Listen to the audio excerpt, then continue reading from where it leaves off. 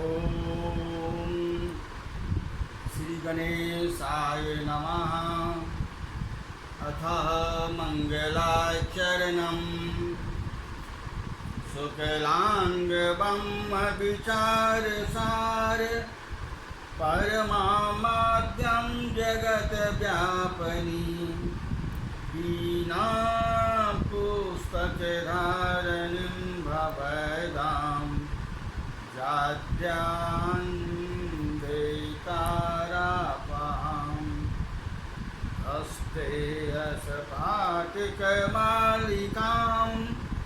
विदधतीं पद्मासनं संस्थितां वन्दे तां परमेश्वरीं भगवतीं बुद्धिप्रदां साविदाम्।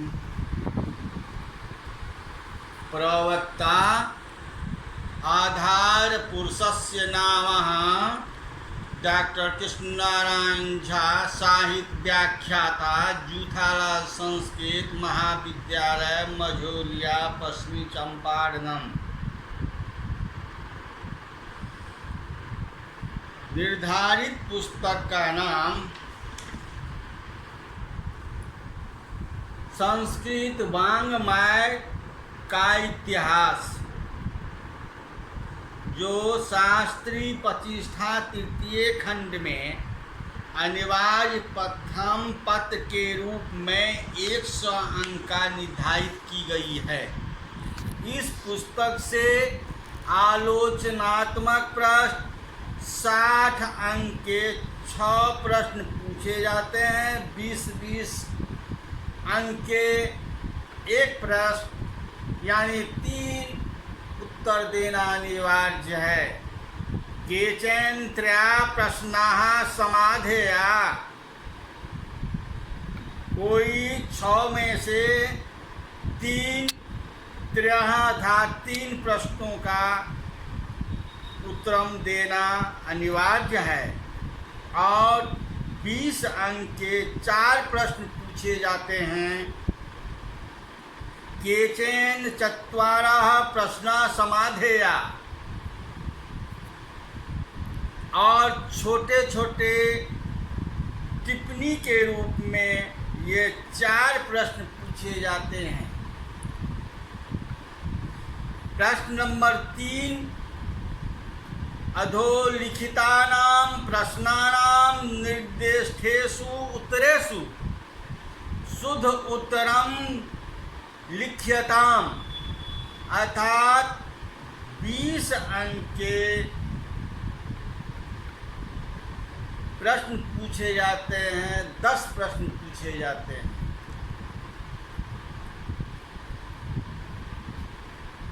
पूर्व व्याख्यान में मैंने चंपू काव्यस्य महत्वम प्रतिपाद्यताम के बारे में आप लोगों को जानकारी दिए थे। आज मैं पुराणों के बारे में जानकारी देंगे। पुराण के लक्षण, पुराण में सर्ग, प्रतिसर्ग, वंश, मनवंतर तथा वंशानुचरित्र, ये 5 लक्षण होते हैं। सर्ग का अर्थ है सृष्टि।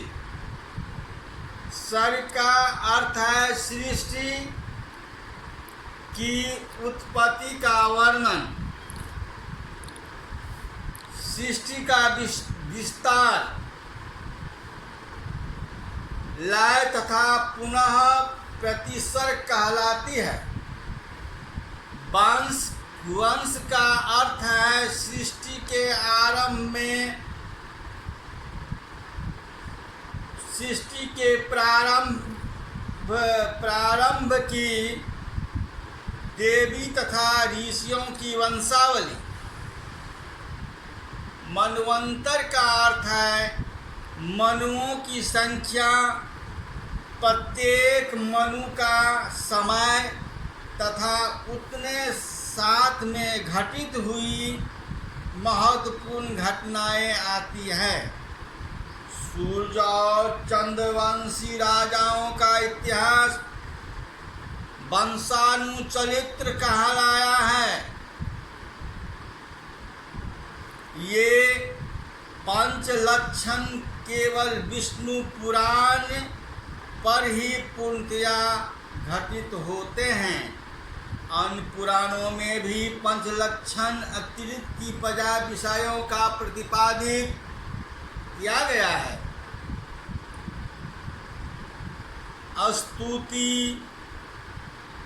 उपवास, प्रार्थना, तीर्थ, व्रत, शरीर विज्ञान, चिकित्सा शास्त्र, काव्य शास्त्र, व्याकरण आदि नानाविध विषय पुराणों में विवेचित हुए हैं। वैदिक साहित्य उपरांत हिंदू धर्म की जिन ग्रंथों ने सर्वाधिक प्रभावित किया है, उनमें पुराणों का स्थान अग्रगण्य है। पुराण शब्द का वास्तविक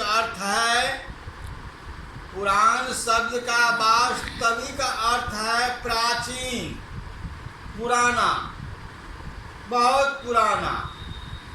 इन ग्रंथ विषयों को यह नाम मिलने के 2 कारण हो सकते हैं।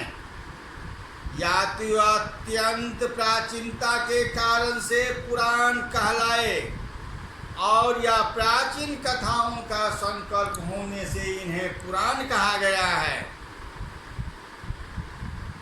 विभिन्न स्थानों पर पुराण शब्द की अनेक भिन्न भिन्न व्युत्पत्तियां प्राप्त होती है। सायन ने संसार की उत्पत्ति और विकास क्रम के बोधक ग्रंथों की पुराण कहा। तो महाभारत में प्राचीन आख्यानों को पुराण कहा गया। वायु पुराण के 2 अर्थ प्रस्तुत किए। पुराण वह है जो प्राचीन समय में सजीव था तथा प्राचीन परंपरा का कथन करने वाले ग्रंथ पुराण है। इन सारी प्रयुक्तों से पुराणों की प्राचीनता एवं आख्यान संग्रह स्वरूप निस्सग्न हो जाता है। पुराणों का समय विवेचन करते समय इनकी प्राचीनता का प्रमाण प्रस्तुत किए जाएंगे। डॉक्टर कपिल देव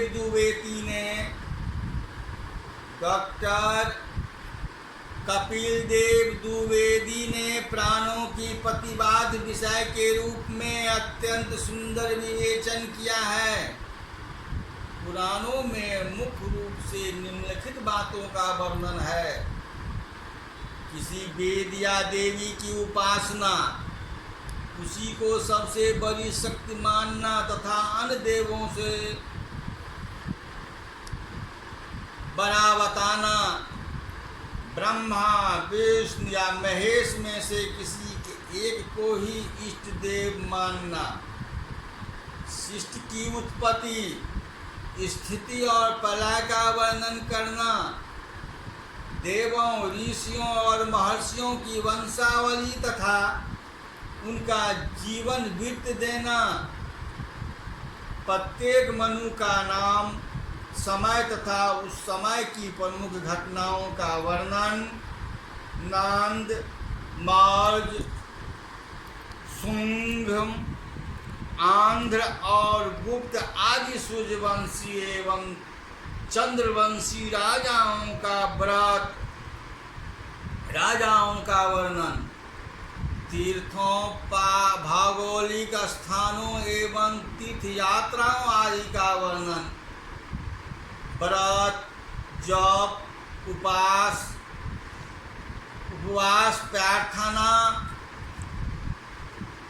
उपासना एवं विशिष्ट सृष्टियों का अनुष्ठान सहित वर्णन,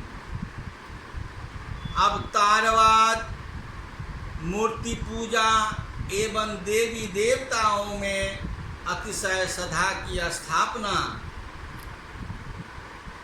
सगुणोपासना एवं भक्ति मार्ग को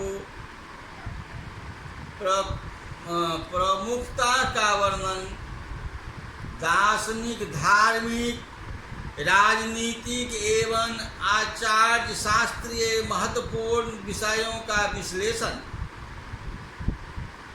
व्याकरण, काव्यशास्त्र, ज्योतिष, शरीर विज्ञान, आयुर्वेद आदि शास्त्रीय एवं वैज्ञानिक विषयों से संबंधित तथ्यों का संलग्न है। पुराणों की रचना कब हुई, इसका निर्धारण कर सकना अत्यंत कठिन रहा है। शतशः पाश्चात्य एवं भारतीय विज्ञानों ने भिन्न भिन्न तर्कों के आधार पर पुराणों का समय निर्धारण करने का प्रयास किया है। विभिन्न अंतरस तथा बाह्य प्रमाणों के आधार पर 600 ईसा पूर्व से लेकर 500 ईस्वी तक पुराणों की रचना का समय निश्चित होता है। उपनिषद काल में पुराणों का उल्लेख प्राप्त होता है। छंदयोग उपनिषद में सनत कुमार तथा नारद के वार्तालाप में तत्कालीन प्रचलित शास्त्रों में पुराण भी उपस्थित है। अथर्व संहिता में उच्छिष्ट नामक परम पुरुष से चारों वेदों में अंतर पुराण की उत्पत्ति का निर्देश है। गौतम धर्मसूत्र, बोधायन धर्मसूत्र, आपस्तम धर्मसूत्र तथा कौटिल्य आदि ने विभिन्न पुराणों से अनेक उद्धरण दिए हैं। कौटिल्य ने राजकर्मचारियों में पौराणिक स्थान का अत्यंतम माना है। कुमार पर चलने वाले राजपुत्रों की पुराणों की शिक्षा से सन्मार्ग पर लाया जा सकता है। एवं कौटिल्य का कथन है कि महाभारत के वक्ता भौतिक पुराणों में निष्प्रांत थे। उनके पिता लोभकर्षण ने पुराणों के विशेष ज्ञाता थे। महाभारत के खिल पर्व, हरिवंश और वर्तमान वायु पुराण में अनेक अंशों में प्रभुत्व साम्य है। इन सब तर्कों के आधार पर महाभारत के खिल पर्व, हरिवंश और वर्तमान वायु पुराण में अनेक अंशों में प्रभुत्व साम्य है। इन सब तर्कों के आधार पर पुराणों के समय की पूर्व सीमा 600 ईस्वी पूर्व के लगभग स्वीकार की जाती है। विष्णु पुराण में मौर्य वंशी राजाओं 326 180 ईसा पूर्व का मत्स्य पुराण एवं आंध्र वंशी राजाओं 250 ईस्वी वायु पुराण में गुप्त वंशी राजाओं का वर्णन मिलता है, किंतु पुराणों के राजवंश वर्णों में राजा हर्षवर्धन तथा 600 ईस्वी के उपरांत होने वाले राजाओं का उल्लेख नहीं मिलता। अतः विद्वानों के अनुसार पंचम शती ईस्वी अथवा उनसे कुछ ही पूर्व पुराणों के समय को अपर सीमा है। पुराणों की संख्या 18 है। पुराणों की संख्या 18 है। एक प्रसिद्ध श्लोक में 18 पुराणों के नाम की प्रथम अक्षर को लेकर उनकी गणना कर दी गई है। यह श्लोक क्या है? मदोयम भौदयम चैव मदोयम भौदयम चैव अब्रत्रयम वचतुष्टयम अनापलिंग कुलस्कानि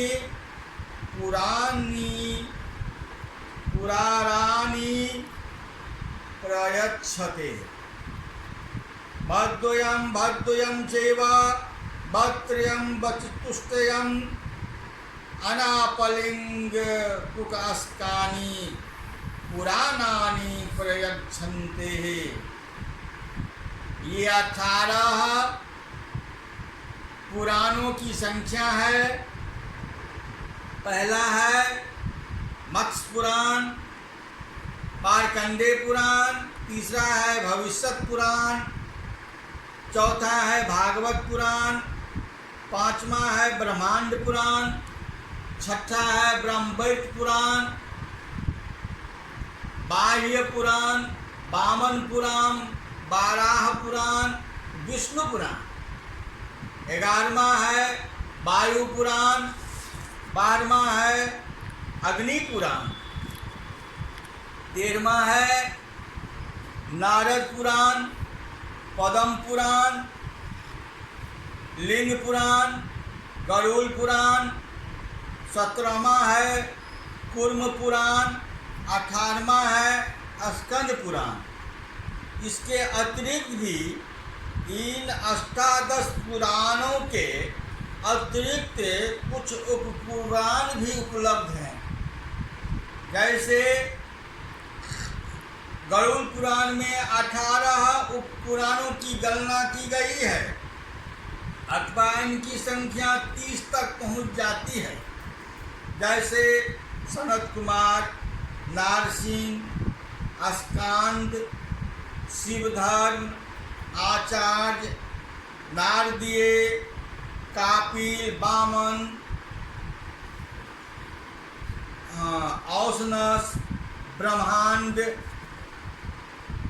वारुण, कालिका, महेश, शाम, सौर, पराशर, मारीच, भार्गव। इन दृष्टियों से अनुशील करने पर पुराणों का महत्व अनेक प्रकार से व्यंजित है। प्रथम देखिए मत्स्य पुराण में, इस पुराण का बहुत ऐतिहासिक ग्रंथ है। यह पुराण एक प्रसिद्ध बहुत ऐतिहासिक पुराण है। आंध्र राजाओं की प्रमाणिक वंशावली इसमें प्राप्त होती है।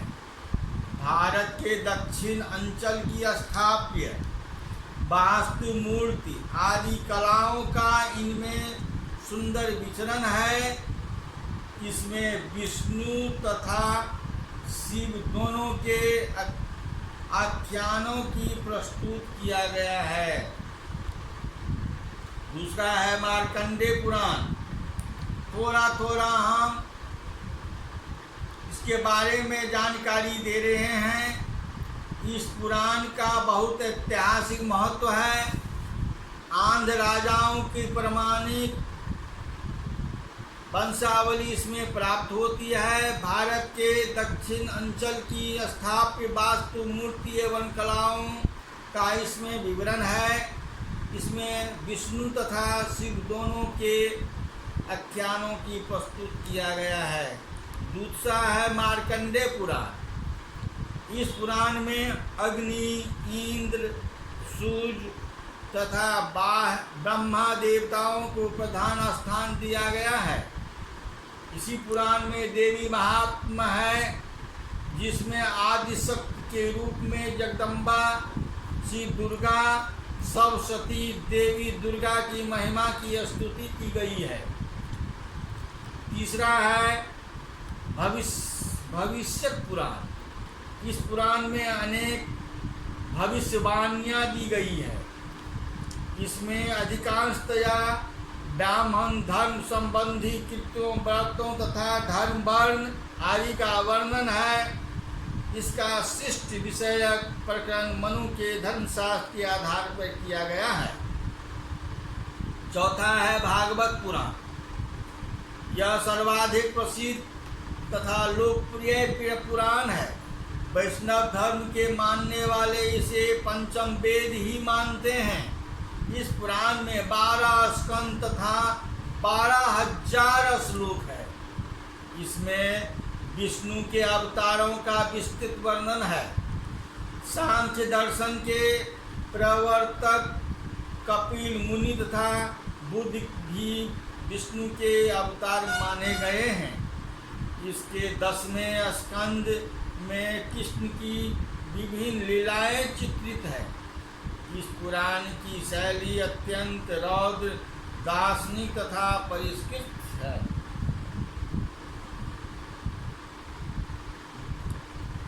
ब्रह्मांड पुराण।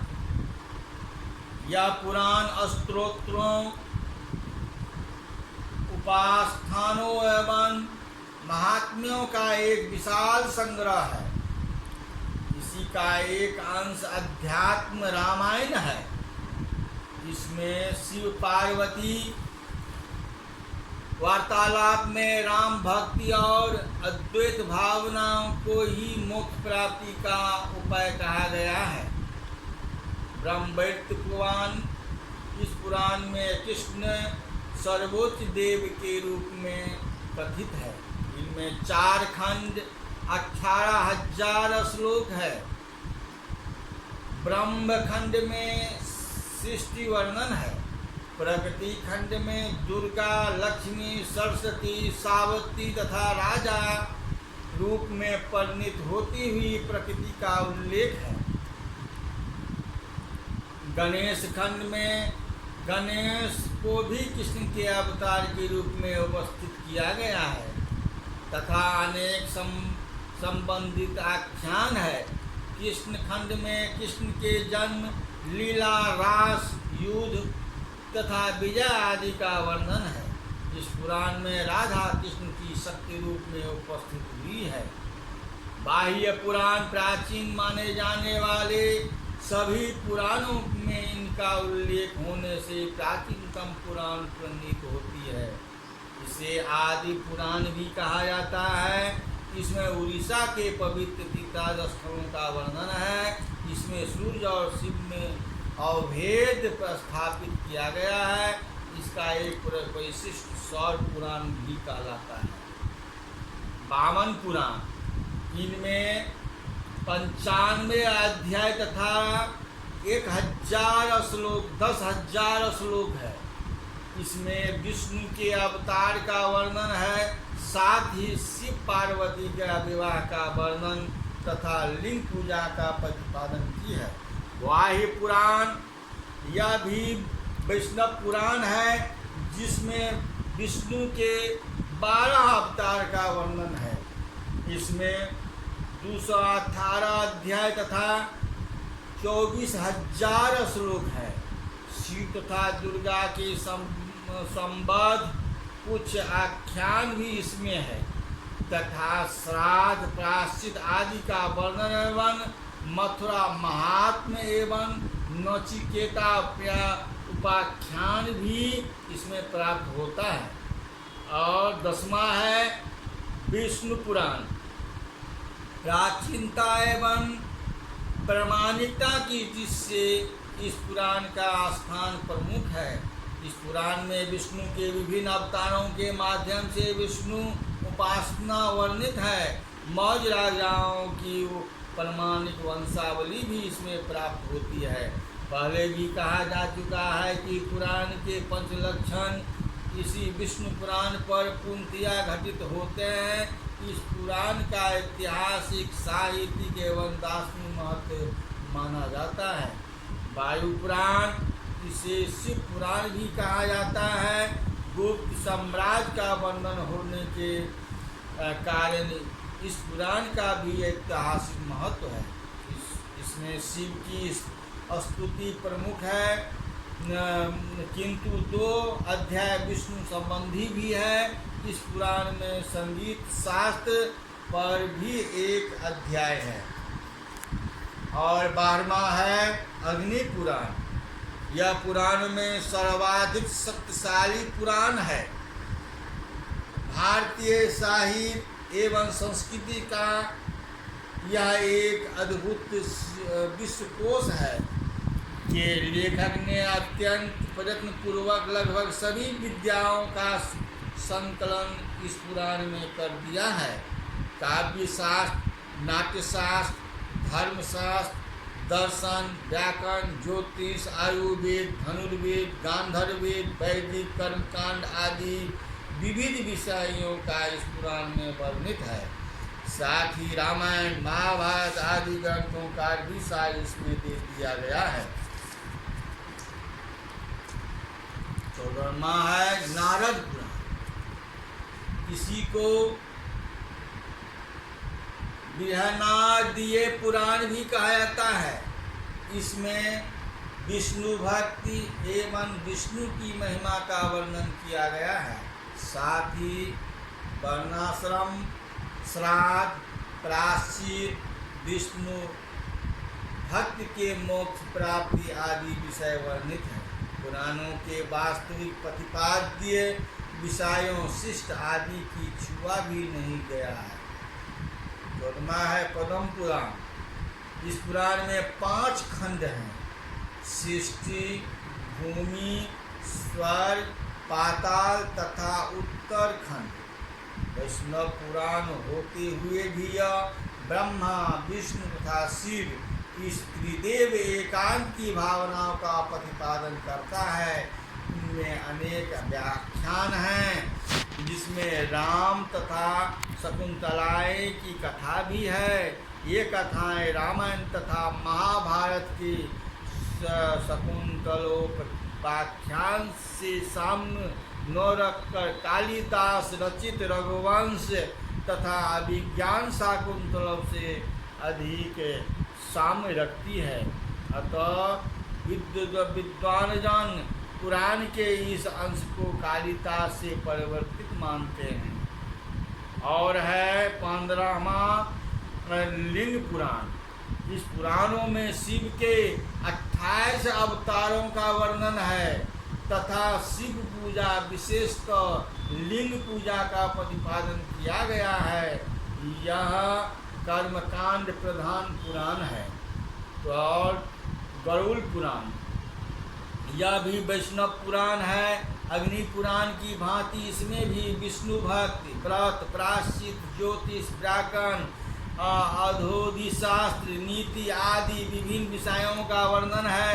इस पुराण के उत्तरखंड की प्रेत कल्प कहा जाता है, जिसमें मृत्यु, आत्मा, कर्म, पुनर्जन्म, मुक्ति, यम मार्ग, प्रेत गति, मृतक के निमित्त क्रियाकलाप आदि का बहुविधि वर्णन है।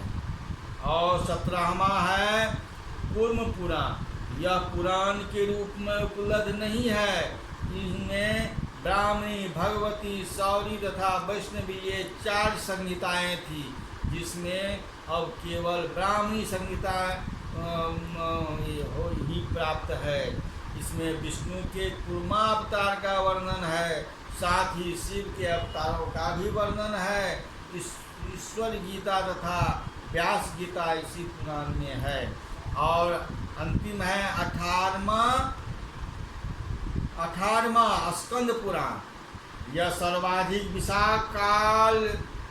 विशालकाय पुराण है। इनमें 6 संहिताएं हैं तथा 81,000 श्लोक हैं। इनकी विभिन्न संहिताओं में शिव भक्त, योग, वर्णाश्रम धर्म, शैव आख्यान, सूर्यदेव वर्णन, विष्णु का रामावतार आदि वर्णन इसी पुराण में शैव ब्रह्म गीता तथा वेदांती सूत गीता है। भारत के सभी तीर्थों का वर्णन होने से इस पुराण का भौगोलिक महत्व बहुत अधिक है। इसके काशी खंड में बनारसी तथा उसके समीपवर्ती मंदिरों का विस्तृत विवरण है। प्रसिद्ध गंगा शास्त्र नाम भी इसी काशी खंड में है। इस तरह ये 18 पुराणों का मैंने संक्षिप्त वर्णन किया है। भारतीय पुराण इतिहास तथा भूगोल में ही प्रमाणिक विश्व कोश है। विभिन्न पुराणों में दी गई वंशावली प्राचीन भारत के राजनीतिक इतिहास के प्रचुर सामग्री प्रस्तुत करती है। मौर्य, आन, गुप्त, नरेशों की वंशावलियों का तीर्थ पुराणों में किया जा चुका है। पुराणों में किए गए विभिन्न तीर्थ स्थलों, प्रदेशों तथा नगरों के वर्णन के भारत की तत्कालीन भौगोलिक स्थिति का भी उचित परिज्ञान होता है। समाप्तम संपूर्णम।